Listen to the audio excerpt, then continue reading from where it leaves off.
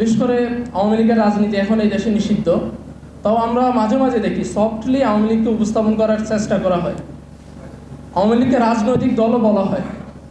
ভাই আপনারা তো জার্নালিস্ট মানুষ, আপনাদের কাছে আমাদের কোশ্চেন, রাজনৈতিক দলগুলোর কাজ কি?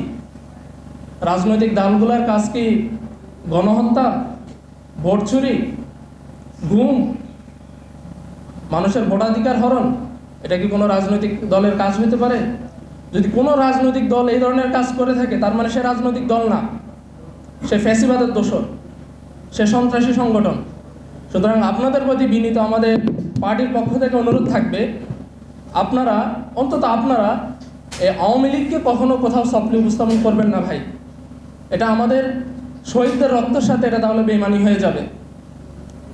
কারণ কোনো রাজনৈতিক দল ইতিহাসে এই ধরনের কাজ করতে পারে না, যেটা আওয়ামী প্রশাসন বিগত 15 বছর করে গেছে।